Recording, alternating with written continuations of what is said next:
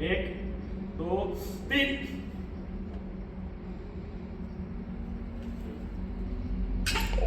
ओहो।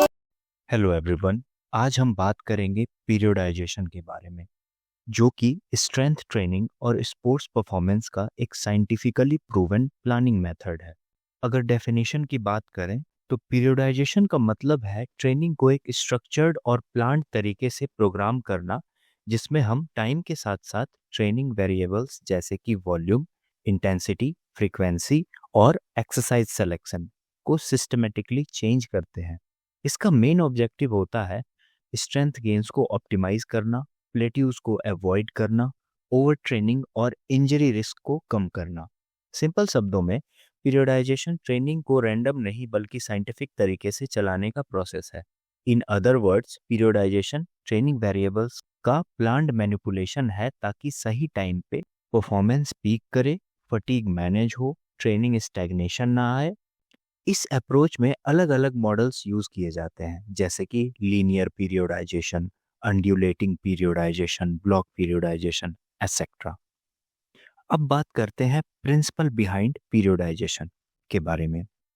पीरियोडाइजेशन का basic principle ये है, अगर ट्रेनिंग प्रोग्राम इफेक्टिव रखनी है तो न्यूरोमस्कुलर सिस्टम को कंटिन्यूअसली ओवरलोड करना पड़ेगा। रिसर्च ये सजेस्ट करती है कि स्ट्रेंथ एडेप्टेशन के लिए ट्रेनिंग स्टिमुलस में वेरिएशन जरूरी है। वेरिएशन न्यूरोमस्कुलर सिस्टम को अनएकस्टम्ड स्ट्रेस देती है, जिसके रिस्पॉन्स में सिस्टम कंटिन्यूअसली अडेप्ट करता है।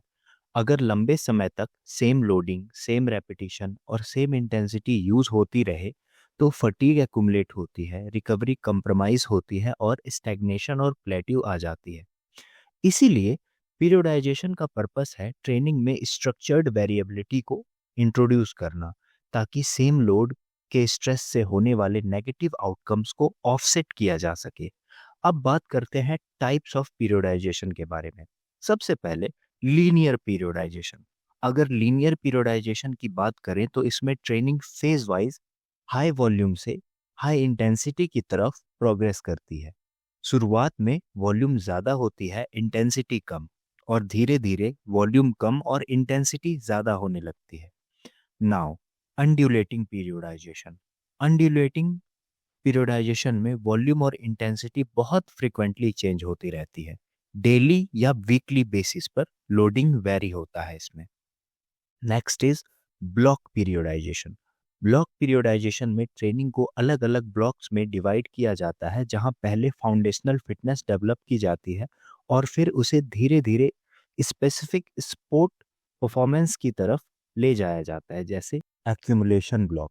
इसमें बेस फिटनेस डेवलपमेंट पे काम करते हैं। फिर ट्रांसम्यूटेशन ब्लॉक, इसमें स्पेसिफिक एबिलिटीज पर, और रियलाइजेशन ब्लॉक, इसमें पीक परफॉर्मेंस पे। Now we will talk about research and evidence. Research clearly दिखाती है कि स्ट्रेंथ इन्हांस करने के लिए periodised resistance training non periodised training से सुपीरियर होती है। कुछ स्टडीज ये भी बताती हैं कि undulating mode of periodisation strength के लिए ज़्यादा इफेक्टिव हो सकती है, क्योंकि इसमें लोडिंग में फ्रीक्वेंट वेरिएशन होता है, जो ट्रेनिंग स्टिमुलस को बार बार चेंज करता है और लिफ्टर को कंटिन्यूअसली अनएकस्टम्ड स्ट्रेस के लिए अडेप्ट करने पर मजबूर करता है। Now affect of periodisation on hypertrophy, यानी कि मसल हाइपरट्रॉफी या मसल साइज के बढ़ने पे पीरियोडाइजेशन का क्या इफेक्ट है।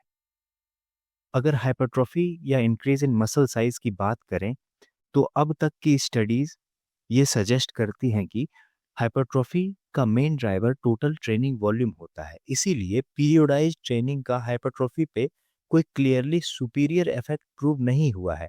लेकिन कुछ स्टडीज ये भी सजेस्ट करती है कि पीरियोडाइज्ड ट्रेनिंग मसल मास इंक्रीज में नॉन पीरियोडाइज्ड ट्रेनिंग से बेटर हो सकती है। वर्ल्ड रिनाउंड कोच चार्ल्स पॉलुकिन ने कहा था कि अनड्यूलेटिंग मॉडल ऑफ पीरियोडाइजेशन हाइपरट्रॉफी के लिए लीनियर मॉडल से बेटर हो सकता है, क्योंकि लीनियर पीरियोडाइजेशन में एक ही लोडिंग जोन में काफी लंबा टाइम स्पेंड होता है। क्रेमर एट अल 2003 की स्टडी में अनड्यूलेटिंग और नॉन पीरियोडाइज्ड रेजिस्टेंस ट्रेनिंग को फीमेल टेनिस प्लेयर्स के दो ग्रुप में कंपेयर किया गया, और अनड्यूलेटिंग ग्रुप में फैट फ्री मास में ज़्यादा इंक्रीज देखा गया। हाँ, ये भी इम्पोर्टेंट है, कुछ स्टडीज इस नोशन को अपोज भी करती हैं। अब बात करते हैं स्टडीज के लिमिटेशंस के बारे में। हाइपरट्रोफी के कॉन्टेक्स्ट में पीरियोडाइजेशन स्टडीज की कुछ लिमिटेशंस भी हैं, जैसे हाइपरट्रोफी अक्सर सेकेंडरी आउटकम थी। स्टडीज का प्राइमरी फोकस स्ट्रेंथ होता था। बहुत सारे स्टडीज में न्यूट्रिशनल इनटेक कंट्रोल नहीं किया गया, जिसका कि नोटिसेबल इम्पैक्ट होता है हाइपरट्रोफी पे। इसीलिए ज़्यादा लॉन्ग टर्म और कंट्रोल्ड रिसर्च की ज़रूरत है, ताकि पीरियोडाइज्ड रेजिस्टेंस ट्रेनिंग का हाइपरट्रोफी पर एक्चुअल इफेक्ट समझा जा सके। In conclusion we can say that current evidence ये सजेस्ट करती है कि मैक्स स्ट्रेंथ के लिए पीरियोडाइज्ड ट्रेनिंग बेनिफिशियल है, चाहे इंडिविजुअल ट्रेंड हो या अनट्रेंड। ऑप्टिमल पीरियोडाइजेशन मॉडल के बारे में रिसर्च अभी भी इक्विवोकल है, लेकिन अनड्यूलेटिंग पीरियोडाइजेशन प्रॉमिसिंग लगती है। हाइपरट्रॉफी के कॉन्टेक्स्ट में लीनियर और अनड्यूलेटिंग पीरियोडाइजेशन अनट्रेंड इंडिविजुअल में सिमिलर एडेप्टेशंस दिखाती है, लेकिन ये स्टडीज मेनली स्ट्रेंथ मैक्सिमाइज करने के लिए डिजाइन की गई थी, हाइपरट्रॉफी के लिए नहीं। At the end we can say that periodisation एक टाइम टेस्टेड मेथड है स्ट्रेंथ बढ़ाने और प्लेट्यूज को अवॉइड करने के लिए, और आप अपनी ट्रेनिंग गोल्स के हिसाब से इसका स्मार्ट यूज कर सकते हैं।